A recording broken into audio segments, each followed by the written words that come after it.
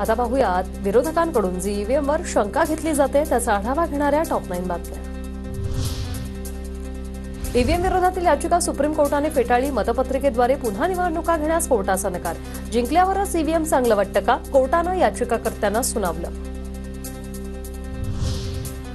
भारत जोडोप्रमाणे आम्ही देशात ईव्हीएम विरोधातील मोहीम राबवणार। काँग्रेस प्रदेशाध्यक्ष मल्लिकार्जुन खरगेंची माहिती। जैसा भारत जोड़ो यात्रा निकाले वैसा ही ये पेपर बैलेट पेपर हमको चाहिए। ईव्हीएम संदर्भात आंदोलन उभारण्यावर ठाकरे गटाच्या बैठकीत चर्चा। मविया ईव्हीएम विरोधात आंदोलन उभारणार। उद्धव ठाकरे मविया नेत्यांशी चर्चा करून भूमिका घेणार। सूत्रांची माहिती। शरद पवार गटाच्या बैठकीत पराभूत उमेदवारांचा ईव्हीएमवरून रोष व्यक्त। कायदेशीर लढाई लढण्यासाठी वकिलांची टीम करण्याचा निर्णय। सूत्रांची माहिती। देशातील लोकशाही संकटात ईव्हीएमचा विरोध करा, बॅलेटची मागणी करा, जितेंद्र आव्हाडांचं आवाहन। ईव्हीएम मशीनबाबत काँग्रेस आमदार विश्वजित कदमांकडून शंका व्यक्त। दिग्गजांच्या पराभवानंतर कदमांकडून शंका व्यक्त। धनशक्तीचा प्रचंड वापर महाराष्ट्राच्या राजकारणात होतोय, कदमांचा आरोप।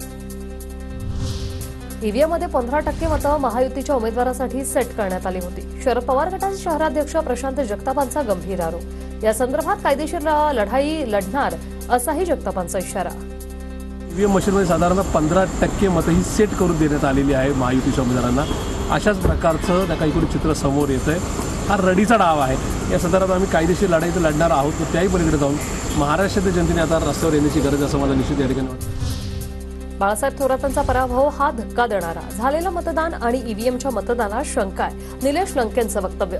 1500 मताधिक्य देणाऱ्या गावामध्ये 100 मतं मिळाली। खासदार निलेश लंके यांच्याकडून ईव्हीएमवर शंका उपस्थित। जयंत पाटील साहेबांसारखा नेता, राज्याचं नेतृत्व करणारा, जो माणूस 1 लाखाच्या फरकाने निवडून येणारा उमेदवार, ते जयंत पाटील साहेब 10-11 हजार मतांनी निवडून आले। हे सगळं जर पाहिलं तर ही निवडणूक ही शंकास्पद आहे।